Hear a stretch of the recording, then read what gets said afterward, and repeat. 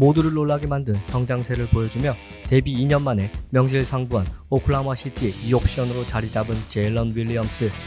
아무리 뛰어난 선수라도 혼자서 팀을 챔피언으로 이끄는 것이 사실상 불가능한 현 NBA 시스템 하에서 단 5년 만에 리빌딩을 끝마치고 우승 컨텐더 팀으로 지위가 격상한 오클라호마 시티가 정상에 오르기 위해서는 셰이 길저스 알렉산더의 뒤를 받쳐줄 제이덥의 또 한 번의 스텝업이 절실한 상황이었고, 그는 이 같은 팀의 기대에 부응하는 활약을 이내 펼치기 시작합니다. 긴 윙스팬을 활용한 림어택과 시그니처 무브인 스텝백 점퍼로 대표되는 미드레인지 게임, 그리고 캐치앤슛뿐만 아니라 풀업 3점까지 가능한 코트 어디에서든 득점을 만들어낼 수 있는 능력을 과시하며 3레벨 스코어로도 진화하였음을 입증한 제일런 윌리엄스는 3년차를 맞아 셰이를 보좌하는 서브볼 핸들러, 그 이상의 경기 조율 능력 또한 보여주었는데, 포인트가드 출신다운 넓은 시야와 높은 농구 지능을 바탕으로 정확하고 확실한 패스를 통해 가장 확률 높은 공격 기회를 만들어냈습니다.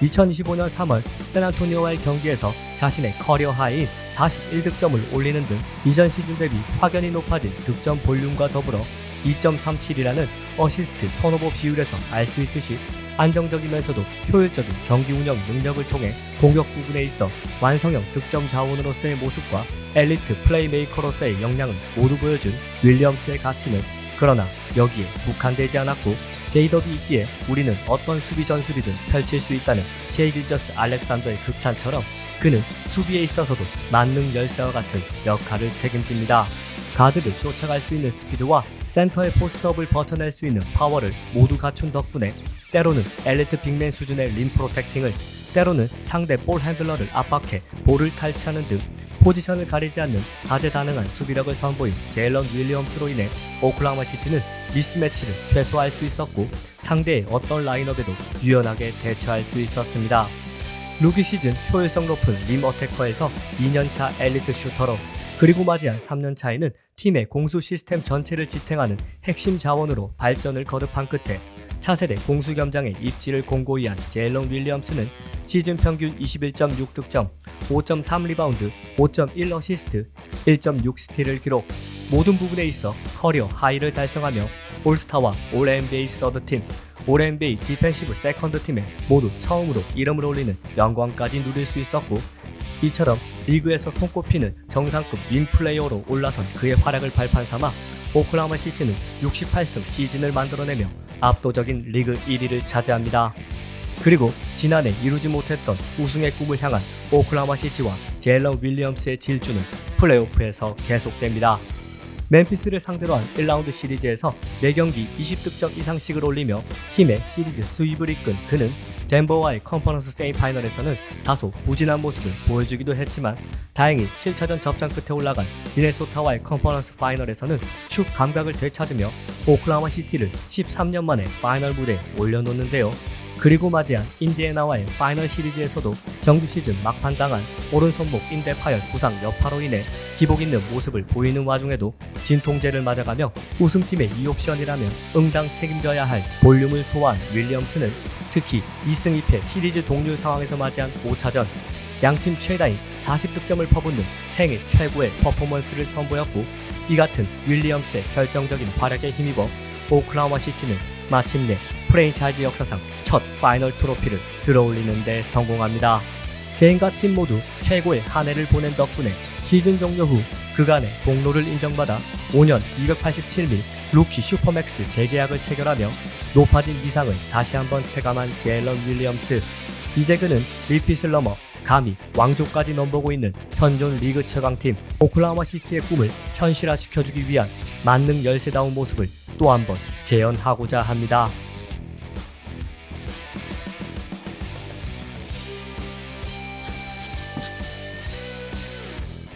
전세계 농구 팬들이 바라던 빅3 르브 커 듀의 일원으로서 개인 통산 4번째 금메달을 목에 걸며 올림픽 한정 미국 대표팀 역사상 최고의 선수에 등극한 케빈 듀란트.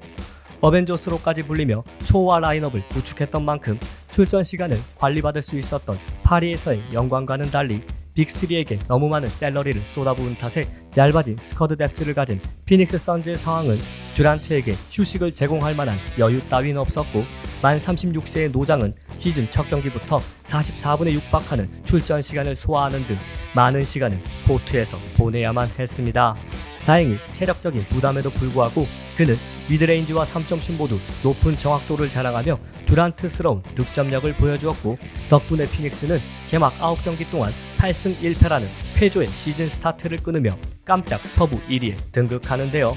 하지만 평균 38.8분이라는 사실상 노인 학대 수준의 혹사는 결국 이제는 부상이 상수가 되어버린 듀란트에게 종아리 부상을 야기시켰고, 그가 강제 휴식에 들어간 약 보름 남짓 기간 동안 거짓말처럼 피닉스는 연패에 허덕이게 됩니다. 복귀 전이었던 레이커스와의 경기에서 단 30분만 소화하고도 23득점을 올리며 팀의 연패를 끄는 듀란트는 이후로도 전혀 녹슬지 않은 생산성을 과시했는데, 변함없는 아이솔레이션 능력과 미드레인지 게임을 통해 볼륨을 NBA 역사상 유례를 찾기 힘들 정도의 정확도를 가진 선수답게 50% 중반대의 필드골 성공률과 40% 중반대의 3점슛 성공률로 대표되는 효율을 모두 만족시킨 그는 전성기가 지난 지 오래되었지만 여전히 리그에서 독보적인 수준이었습니다.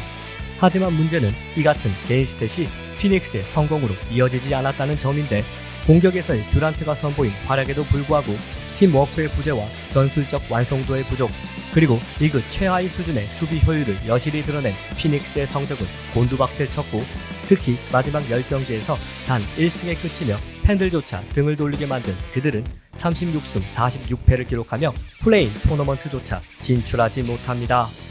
이로써 2년 전 케빈 듀란트, 데빈 부커, 브래들리 빌이라는 리그 최고의 스코어러 3명을 통해 대권 도전에 나섰던 피닉스의 슈퍼팀 프로젝트는 처절한 실패로 막이 내리게 되었는데, 물론 평균 26득점, 6리바운드, 4.2 어시스트라는 훌륭한 성적을 올린 듀란트 역시 이 같은 팀의 붕괴에서 자유로울 수는 없었습니다. 시즌 종료 후 이미 기정사실화 상태였던 듀란트 트레이드의 최종 종착지에 대해 많은 루머들이 쏟아지는 가운데 2025년 6월 23일 제일런 그린, 딜런 브룩스, 그리고 1라운드 지명권 1장과 2라운드 지명권 5장을 보내는 조건으로 휴스턴이 피닉스와 트레이드에 합의했다는 소식이 들려왔고, 그렇게 듀란트는 자신의 5번째 팀이 될 휴스턴의 붉은 유니폼을 입고 19번째 시즌을 맞게 되는데요. 리그 최고 수준의 수비력과 조직력을 갖췄음에도 승부에 방점을 찍어줄 에이스의 부재를 절실히 느꼈던 휴스턴이었기에 듀란트와 붉은 좀비의 만남은 서로에게 부족한 부분을 채워줄 최고의 선택이 될 것으로 전망되는 가운데, 과연 예상은 그대로 현실이 될 수 있을 것인지. 뛰어난 개인 성적과는 별개로 골든스테이트 시절 이후 듀란트가 단 한 번도 팀을 높은 곳까지 이끌지 못하고 있는 상황 속에서 골든스테이트에서의 우승에 있어 듀란트는 버스 기사가 아닌 단지 승객일 뿐이었다며, 파이널 MVP 시절까지 폄하하고 있는 찰스 바클리의 비판에 대해 팀 승리를 위해 때로는 연료이자 바퀴가 되었고 차축이자 브레이크 역할까지 맡는 것을 주저하지 않았다며 불편함을 드러낸 듀란트는 25-26 시즌을 통해 반드시 자신의 말을 코트에서 증명해내야만 합니다.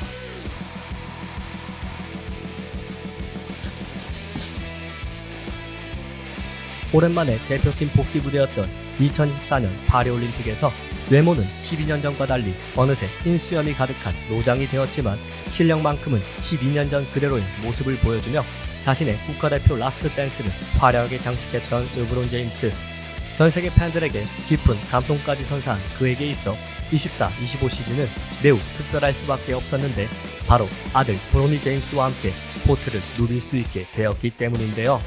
브로니가 2라운드 전체 55순위로 지명된 것이 아빠 찬스였음은 부인할 수 없는 사실이지만, 자신의 오랜 꿈 가운데 하나였던 NBA 역사상 최초로 부자가 함께 경기를 뛰는 장면을 연출한 르브론은 이를 강한 동기부여로 삼으며 여전히 나이를 무색해 만드는 기량과 퍼포먼스를 선보입니다.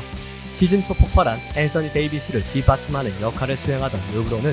39득점을 퍼부은 11월 멤피스와의 원정 경기를 기점으로 천천히 페이스를 끌어올렸고, 이후 필라델피아, 토론토, 멤피스, 샌안토니오로 이어지는 4경기에서 모두 트리플 더블을 달성하며 개인 최다 연속 트리플 더블 기록을 브록을 앞둔 나이에 이루어내는 저력을 보여줍니다.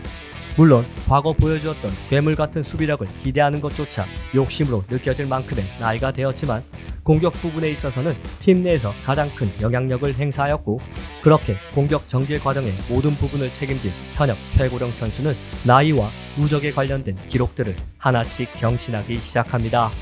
루카 돈치치와 앤서니 데이비스를 서로 맞바꾸는 초대형 트레이드가 진행되는 충격 속에서도 팀의 중심을 지킨 르브론은 42득점을 올린 2월 골든스테이트와의 경기를 통해 마이클 조던에 이은 역대 두 번째 한 경기 40득점 이상 기록을 달성한 40대 선수가 되었고, 정확히 12일 후 열린 포틀랜드 원정에서 또 한 번의 40득점 경기를 만들며 단 한 번에 그쳤던 조던의 기록조차 뛰어넘게 됩니다. 가혹할 정도의 출전 시간과 함께 메인 볼 핸들러 역할까지 맡아야 했던 탓에 늘어난 턴오버 역시 루카 돈치치 합류 효과가 본격적으로 나타나며 자연스럽게 해결되었고, 충분한 휴식 보장과 볼 핸들링 부담에서 벗어난 르브론은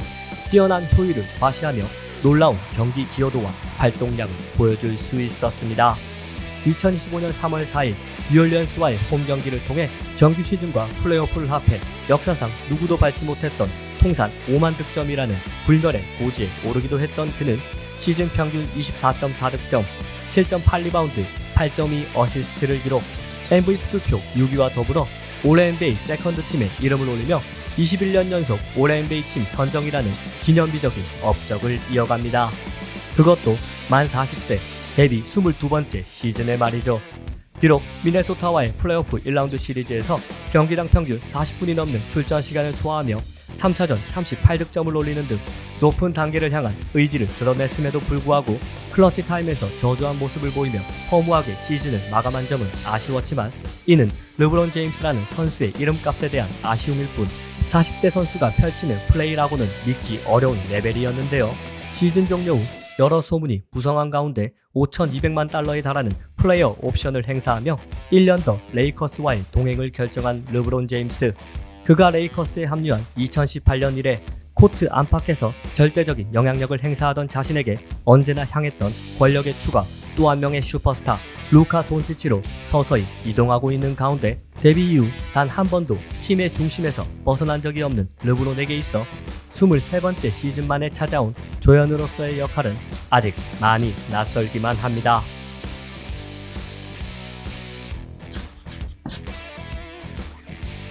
마침내 고대하던 파이널 트로피를 들어올린 공로를 인정받아 24-25 시즌 개막 전 5년 313일 슈퍼맥스 연장 계약을 체결하며 NBA 역사상 최대 규모 계약의 주인공이 된 제이슨 테이텀. 하지만 우승 반지 획득과 역대 최고의 경신이라는 영광스러운 타이틀과는 별개로 파이널 MVP를 못 받은 1옵션이라는 사실은 그에게 불명예스러운 꼬리표가 되고 말았는데, 이를 떼어내기 위해 작정이라도 한 듯 테이텀은 개막과 동시에 이름값에 걸맞는 퍼포먼스를 선보입니다. 동부 패권을 두고 경쟁을 펼칠 뉴욕, 디트로이트, 인디애나를 상대로 한 시즌 첫 경기, 세 번째 경기, 다섯 번째 경기에서 모두 37득점을 올리는 이색적인 기록을 만들기도 했던 테이텀은 매 경기 30득점에 가까운 득점력을 과시하며 MVP 후보로까지 거론될 정도로 쾌조의 컨디션을 자랑했고, 이후 경기가 거듭되면서 페이스가 떨어지긴 했지만 자신이 책임져야 할 볼륨을 충족시키며 에이스다운 모습을 이어갑니다. 이처럼 변함없는 생산력을 보여준 테이텀은 이전 시즌과 확연하게 달라진 모습 또한 보여주었는데, 그것은 바로 플레이메이킹 능력. 팀의 메인 볼 핸들러를 맡으며 가장 많은 볼 소유 시간과 볼 터치를 차지한 테이텀은 아이솔레이션 공격을 전개하는 과정에서 직접 마무리하는 모습뿐만 아니라 킥아웃 패스나 스킵 패스 등을 통해 외곽에 자리 잡고 있는 동료들에게 오픈 찬스를 만들어주는 장면을 자주 연출해냈고, 덕분에 보스턴은 2010년대 중반 혁명을 일으켰던 당시 골든스테이트보다도 많은 경기당 50개에 가까운 3점 슛을 던지며 이른바 3점 농구를 펼치게 됩니다. 물론 이로 인한 명과 암이 분명했지만 말이죠. 아무튼 주된 임무는 당연히 득점이었지만 슛이 기대만큼 터지지 않을 때에는 플레이메이킹을 통해 경기를 풀어가며 보스턴의 공격을 조율한 테이텀은 단순한 스코어링 포워드의 롤에서 벗어나 온볼 크리에이터로서 자신이 성장했음을 증명했고, 그 결과 예전 시즌과 비슷한 수준인 평균 26.8득점을 올리면서도 커리어 하이인 경기당 6개의 어시스트를 기록할 수 있었습니다. 4년 연속 선정되며 건강하기만 하다면 올 NBA 퍼스트 팀의 한 자리를 예약해 놓은 것과 다름없는 레벨의 선수가 된 테이텀은 MVP 투표에서도 개인 최고 성적인 4위에 오르며 이견이 없는 리그 최고의 스윙맨다운 결과물들을 만들어냈고, 또 한 번의 훌륭한 정규 시즌을 보낸 그는 백투백 우승, 그리고 못다 이룬 파이널 MVP 트로피를 향한 플레이오프 무대에 나서게 됩니다. 올랜도와 맞붙은 플레이오프 1라운드 시리즈에서 3, 4, 5차전 모두 35득점 이상 올리며 손쉽게 팀을 다음 라운드에 진출시킨 테이텀은, 하지만 뉴욕 닉스를 만난 컨퍼런스 세미파이널에서 뜻밖의 고전을 면치 못했는데, 특히 TD 가든에서 열린 두 경기를 모두 뉴욕에게 내주자 잦은 턴오버와 슛 난조를 보인 그에 대한 비판의 강도는 거세집니다. 이를 만회하기 위해 절치부심한 듯 4차전에서 절정의 슛 감각을 과시한 테이텀은 홀로 42득점을 퍼부으며 팀을 멱살캐리하였는데, 시리즈 들어 처음으로 테이텀다운 퍼포먼스를 펼친 그에게 그러나 종료 3분을 남겨두고 아무도 예상하지 못한 비극이 찾아왔고, 공격 과정에서 브라운이 놓친 공을 쫓아가던 그는 오른쪽 발목을 부여잡고 그대로 코트에 쓰러지고 맙니다. 정밀 검사 결과 오른쪽 아킬레스건 완전 파열로 인한 시즌 아웃 판정. 그렇게 테이텀과 보스턴의 24-25 시즌은 절망 속에 끝이 났고, 그의 커리어에서 25-26 시즌 역시 사실상 사라지게 됩니다. 오프시즌 동안 크리스탑스 포르징기스와 주루 할리데이를 내보내며 보스턴 셀틱스가 불과 단 1년 만에 디펜딩 챔피언에서 리빌딩으로 노선을 변경하도록 만들 만큼 절대적인 영향력을 끼치고 있던 테이텀은 과연 예전과 같은 모습으로 돌아올 수 있을 것인지, 힘든 재활 훈련을 이겨내며 강력한 조기 복귀 의지를 드러내고 있는 제이슨 테이텀, 그의 몸 상태에 보스턴 셀틱스라는 리그 최고 명문 구단의 미래가 달려 있습니다.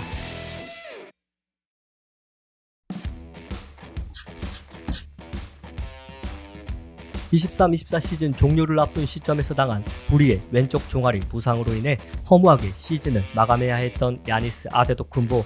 팀의 플레이오프 1라운드 조기 탈락을 코트가 아닌 벤치에서 지켜봐야만 했던 그리스 괴인은 24-25 시즌을 맞아 직전 시즌의 아쉬움을 씻어내기라도 하듯 초반부터 말 그대로 미친 화력을 선보이기 시작합니다. 압도적인 운동 능력이 바탕이 된 리그에서 타의 추정을 불허할 수준의 파괴력을 변함없이 과시한 그는 11월 보스턴과의 경기에서 42득점, 연장 승부로 진행된 디트로이트와의 경기에서는 무려 59득점을 퍼붓는 등 30득점 이상의 다득점 경기를 양산해냈고, 덕분에 개막전 승리 이후 6연패를 기록하며 최악의 출발을 보낸 밀워키 역시 빠르게 반등에 성공할 수 있었습니다. 특히 시즌 도중 치러진 NBA컵에서 아데토쿤보는 절정의 모습을 선보였는데, 올랜도와의 8강전에서 37득점, 애틀란타와의 4강전에서 32득점을 올리는 등 파죽의 6연승을 이끌며 팀을 컵대회 동부 컨퍼런스 챔피언에 올려놓은 그는 서부 독주 체제를 구축하던 오클라호마 시티와의 결승전에서도 26득점, 19리바운드, 10어시스트를 기록, 트리플 더블 활약을 펼치며 밀워키에게 컵대회 우승 트로피를 남깁니다. 조별리그부터 결승까지 멱살 캐리란 무엇인가를 몸소 증명한 공로를 인정받아 토너먼트 MVP까지 거머쥐며 NBA 역사상 시즌 MVP, 파이널 MVP, 올스타전 MVP, 컵대회 MVP, 그리고 올해의 수비수상까지 모두 차지한 최초의 선수가 된 야니스 아데토쿤보의 질주는 계속되었고, 기존의 강력한 페인트존 어택과 더불어 미드레인지 효율이 좋아지면서 제대로 불붙은 그의 화력은 쉽사리 꺼질 기미를 보이지 않습니다. 새로움에 속아 익숙함을 잊지 말자는 격언처럼 새롭게 떠오른 스타들에게 모든 미디어의 시선이 집중되는 상황 속에서도 늘 그래왔듯 자신만의 익숙한 스타일로 리그 최고 선수 가운데 한 명다운 퍼포먼스를 시즌 끝까지 유지한 아데토쿤보는 시즌 평균 30.4득점, 11.9리바운드, 6.5 어시스트를 기록, 윌트 체인벌린과 오스카 로버트슨을 제치고 평균 30, 15 시즌을 가장 많이 완성한 선수이자 7년 연속 올 NBA 퍼스트 팀에 선정된 역대 9번째 선수로 역사에 이름을 새깁니다. 하지만 여전히 현재 진행형인 아데토쿤보의 위대한 업적에도 불구하고 밀워키는 릴라드의 아킬레스건 부상이라는 초대형 악재가 터지면서 또다시 플레이오프 1라운드의 벽을 넘지 못했는데, 부상으로 인해 출전조차 하지 못했던 지난해와 달리 인디애나와의 시리즈 5경기 동안 평균 33득점, 15.4리바운드, 6.6 어시스트, 그리고 필드골 성공률 60.6%를 기록하며 제 몫을 120% 수행한 아데토쿤보였기에 더욱더 실망스러운 결과가 아닐 수 없었는데요. 시즌 종료 후 1년간의 공백기를 갖게 된 데미안 릴라드가 계약 해지를 통해 팀을 떠나면서 결과적으로 미러키가 야심차게 준비한 데임타임 프로젝트가 실패로 끝을 맺은 가운데 마일스 터너가 새로운 골밑 파트너로 합류하는 등 예상치 못한 변화를 맞닥뜨려야 했던 야니스 아데토쿤보. 리그를 대표하는 슈퍼스타라는 타이틀, 그리고 아데토쿤보라는 이름이 전하는 임팩트의 크기는 여전하지만 2021년 파이널 우승 이후 몇 년째 플레이오프에서 뚜렷한 성과를 올리지 못하며 리그의 중심에서 서서히 멀어지는 느낌 또한 지울 수 없는 현 상황에서 야니스는 스포트라이트가 자신을 향하도록 변화시킬 수 있을 것인지, 미러키의 영원한 프랜차이즈 스타로 남을 것인가, 아니면 우승 반지를 찾아 새로운 도전을 택할 것인가. 구단 역사상 최고 선수를 잡고 싶은 미러키와 전성기를 헛되이 보내고 싶지 않은 아데토쿤보 모두에게 너무나도 중요한 25-26 시즌이 이렇게 시작되고 있습니다.